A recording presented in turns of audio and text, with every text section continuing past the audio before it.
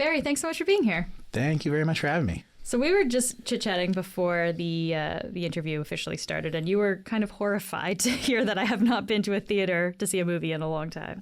It was the most horrifying thing I've ever heard about a movie theater that didn't involve an actual horror movie. Yeah. Yeah, I have not been to a movie theater since 2017, so it has been a while. So I actually want to start by you catching me up a little bit of what's going on with these new formats. There's something called PLF, and I did not know what this was before we started looking at this episode today. So what is PLF, Barry? Right. So since you've been to a theater, they've introduced all kinds of amazing... The movies are in color now. They got sound. No, but PLF is kind of the era that we're currently at. And I would say it started kicking off in earnest pre-pandemic, but since then it's really kind of kicked into overdrive. So PLF stands for Premium Large Format. And broadly speaking, this means any kind of auditorium with best-in-class, supersized sound, image, comfort. This can mean something like IMAX screen, where it's a very kind of proprietary network of technology and seating, to something like Ultra AVX in your local Cineplex, or Laser Ultra in a Landmark, or something called ScreenX or 4DX. There's all kinds of things involving the letter X, and it's very exciting, and it's very big, and it's very fancy, and it can be very expensive. Okay, and we are going to talk about the business side of this, but let's just define a few more things here, because I'm familiar with IMAX, but you mentioned 4D and ScreenX. So what are these things? So 4DX and ScreenX are both systems that originate from the same company called CJ4Dplex out of South Korea. And they are owned by South Korea's largest movie theater chain, which in turn is one of Asia's largest exhibitors. Basically, 4DX is a very specific, very premium experience, probably the most expensive kind of single movie ticket you can have, in which you are in something like a motion control seat. So the seats move? The seats move. You will have environmental effects thrown at you, like water and wind and bubbles and lightning. It's basically like you're back in time a little bit into like the smell-o-vision, tickle-o-vision kind of matinee setting of the 1950s and 60s. It is proven very popular, especially with the new movie Twisters, which saw a very big uptick in 4DX sales because people really want to experience this movie as a ride. And that's what this essentially is. Interesting. Okay. Mm-hmm. Okay, so that's 4D. That's 4DX. And so then there's ScreenX is something that you'll be seeing a little bit more of in the coming year, certainly at theaters inside of Canada, because the company that makes them just signed some deals with Cineplex and Landmark, which are Canada's two leading movie theater chains. So ScreenX is basically, you have the kind of center screen that you're kind of used to, and then you have a kind of side panel screens along the theater to create a kind of 280-degree viewing experience. So at certain points in a movie, these side panels will be on, and there will be kind of peripheral vision content to make the experience that much more immersive. So during an action scene, during a chase scene, you'll have whatever is going on in the center screen there, but then you'll have what you would imagine to be seeing outside on the side view mirrors of a chase, so to speak. So it's kind of like it's a more of an immersive experience. You got to look to the left and right a little bit then? It is. I mean, it's not designed for you to actually pivot your head to those angles because more often than not, the content there is not really quite in focus. It's meant to be a little bit blurred, so it doesn't distract too much, but rather kind of acts as what, proponents of this technology like to call VR without a headset. Okay, interesting. Which I guess we could also just call reality, but... But no, it's called ScreenX. So Barry, you've obviously watched movies in the ScreenX format, right? What was that like? It was, I found, needlessly gimmicky and annoying. One of the films that I saw was Migration, which is a children's film. And I only really saw it in that format, to be honest, because it was the only showtime that fit with my kids' nap schedules that day. And, you know, there I was. But, you know, there's lights at the corner of your eye and, you know, things, the screen pops up intermittently. And while my kids seemed to enjoy it, or certainly was amused by it, I found it just exhausting a little bit. I tried it again by myself when I went to go see Godzilla -1 back in the winter. And again, I just found myself kind of wishing to be in a regular traditional experience because it was a distraction from the action that's going on around you. And I just found myself frustrated, and I actually left that show early and ended up waiting for the later IMAX show because I thought that would just be a much better experience. And I was right. It was so good on IMAX, even though this was a movie that was shot for IMAX versus shot in IMAX. So it didn't have that true depth of picture. It was just, you know, really, really cool. And is the process to make a movie for ScreenX, is that drastically different than another format? Yeah, it's quite different because to make a movie for ScreenX and to utilize those kind of side viewing panels, you have to have collaboration between the ScreenX operators and the filmmakers in studio. So ScreenX has technicians and digital artists who put together those kind of peripheral content with instruction and collaboration between the filmmaker themselves, so that it's not just, you know, slapping on third-party arts onto, you know, someone's work of storytelling. It's much more of a teamwork process. How common is this, Barry? Is this something that you have offered, I guess, in most theaters now? Not most, but some. There's a 4DX auditorium at the Yonge and Dundas Cineplex down in downtown Toronto. There's a ScreenX auditorium at the Scotiabank Theatre, Toronto's second, you know, biggest theater. And they're popping up here and there. Okay. And how much, obviously I have not been to a theater in a while, so just remind me, what are the price comparisons here compared to like a regular showing? I mean, okay, a typical showing at a downtown Toronto multiplex for a standard screening for an adult will probably run you about $15. Add in 3D or add in ScreenX, you're looking at closer to $18, $19. I believe a 4DX ticket is about $24. So it adds up. If you're taking a family, it adds up fast. Is this a business calculation from the theater's point of view? How of does course. this work? Yeah. I mean, they need to maximize revenue at every turn. You know, there's a narrative, of course, that theaters are in recovery mode since kind of the heights of the pandemic. And, you know, that is true. People are certainly going more to theaters this year than they were in 2021 and 2022. But at the same time, those viewing habits have irrevocably changed. And we're also facing, especially this year, a severe lack of product in the theatrical marketplace, which is a knockdown effect of the labor action from Hollywood last year. So we're seeing about 30% fewer titles this summer season than we were in the summer of 2023. 30% fewer movies. Wow. 30% fewer movies. So that's 30% ostensibly fewer customers. So the exhibitors, you know, they need to basically wring as many dollars out of their visiting guests as they can. Now, you can either do that by raising concessions a certain amount, or you can do it by offering a premium experience, which has the kind of double down effect of hopefully drawing people who wouldn't be coming to a movie otherwise, potentially, and maximizing the revenue that you get from those habitual moviegoers.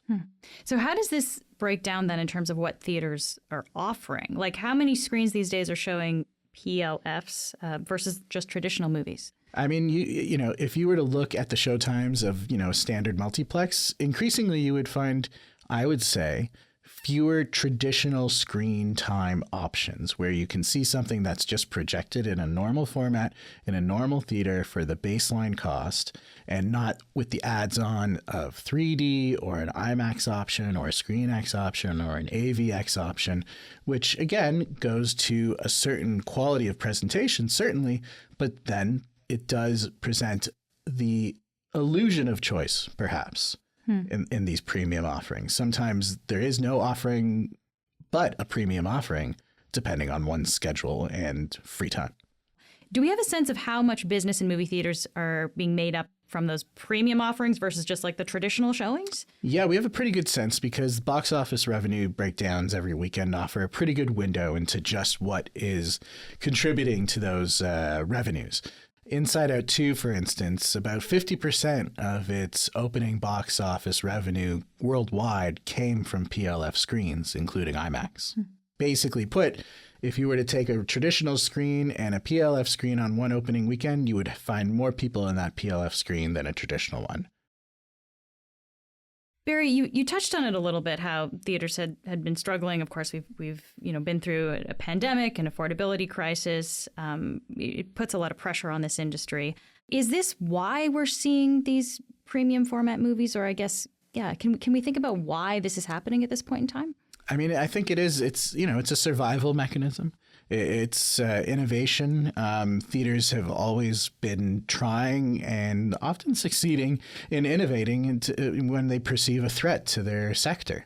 This is really not so much a different step than what movie theaters took in the 50s and 60s with the introduction of Panavision and like really wide screen formats, because that was something that could not be replicated on the kind of square box of a television at home.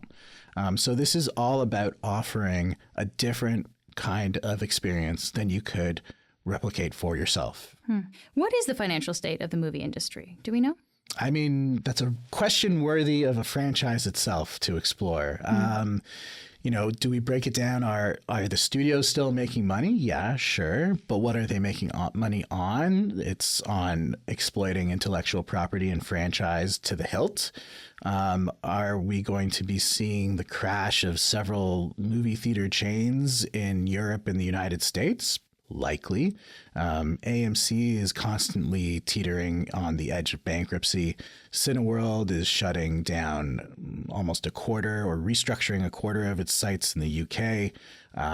There was a report from the network of Canadian independent exhibitors from the other month that said the majority of independent Canadian movie theaters were operating at a loss at the last end of the fiscal year. Wow. So we're in an era right now where I think it is safe to say, and I've said this even before the pandemic, that I don't think we're going to see many or any movie theaters actually get built in Toronto anytime in the future. They might be redeveloped or restructured or something like that. But if someone out there in Toronto can imagine somebody actually putting a shovel in the ground to build a new theater, a new multiplex, or a single screen, I would love to meet that person and find out what is fueling their optimism. Because the idea is basically you're not going to make money on that at this point in time then. No, I mean, it would be a backwards form of investing.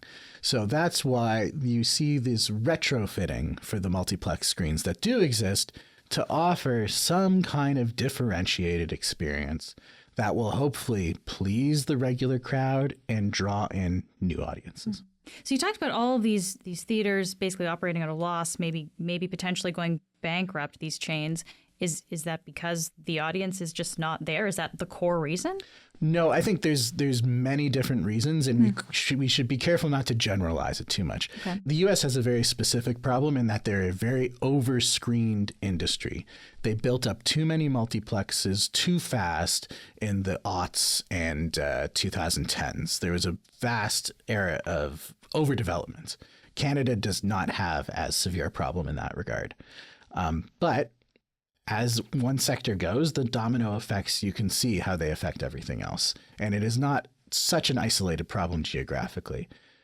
Basically, as we've seen, people have many more viewing options these days, and they have many more ways in which they can pay for that. Streaming, I think, as much as we can kind of say it hasn't become the nirvana that was promised at the start of the pandemic, because we've seen so many competitors to Netflix come along, try to rip that crown from their head and fail. And we are going to see an era of mergers and acquisitions in the streaming marketplace, I feel, in the next few years. But it has totally changed the way audiences approach and think about entertainment consumption. And it is no longer a given, or even half a given, as you would know from your experience of basically shunning the movie theater for almost a decade, that they have to go out to experience something. Wrap all that in if we want to get into the nitty-gritty of the theatrical window. Movies are moving from the big screen to the home screen at a much faster rate than ever before. It used to be something like 3, 4, 5, 6 months you had to wait for a movie to play in theaters and then be available to rent or buy. Today, that can be as short as 3 or 4 weeks, sometimes even less. Wow. In the last few minutes we have here, Barry, let me ask you, I guess, some broader questions about what this really all means for this industry, because these new formats are here. Do you think this is kind of heralding, I guess, a new era of cinema? Like, is this going to drastically change how we go to the movies, or is this not such a big change? I think, anybody who can say one way or the other which way or what is going to change the industry should be investing in the stock market and be a billionaire right now, because they would absolutely know what's coming. Nobody really knows what's coming. I would say this is an interesting prong in a very long battle that is being waged to keep audiences coming out to theaters. Will it completely revolutionize the industry? I don't think so. I can't say for sure, but just like 3D was helpful for a time, and there was certainly a trend where everything was being converted post-production into 3D, but then it kind of trickled off. And now we have films that are in 3D now, certainly, aside from something like an Avatar 2, where the filmmaker was deeply involved in the 3D conversion process and making sure the images were being conceived for a 3D presentation. Are any audiences out there clamoring for 3D, or they're like, oh, okay, it's in this showtime's in 3D. I guess I'll go to it because it works with my schedule. And you talked about how cinemas are, operating on often really thin profit margins, maybe even losing money as well. What does this mean? Like, how long can they continue to operate in that space? Well, they can continue to operate in that space so long as they can convince private equity to push money into it and face the losses. Regal, I believe, in the U.S. just got a $250 million private equity injection to revitalize their spaces, because a big complaint, especially, and this is much more prevalent again in the U.S., is that outside of major urban centers, the user experience of a theater can be dire. I do feel that Canada is quite lucky to have really very high standards in terms of presentation with our multiplexes and our single screens as well. But to answer your question of how long can this last, well, until the money runs out, until the stock holders don't revolt, until there are no more mergers or acquisitions to be had, and then we close up shop. A big problem though, because it's not just you close down a theater and then you move on. A lot of these theaters are real estate anchors. They're in malls. They're in big box kind of outlets locations. They are driving people to the retail that surrounds it. And if you put a hole in that, you're affecting a lot more than just the moviegoers. So it's not as simple as a thing as closing a restaurant and hoping another restaurant moves in. These are very specific spaces. Barry, this was really interesting. Thank you so much for taking the time to be here. Oh, thank you. Please go to a movie theater. I'll let you know if I do, but okay. No immediate plans.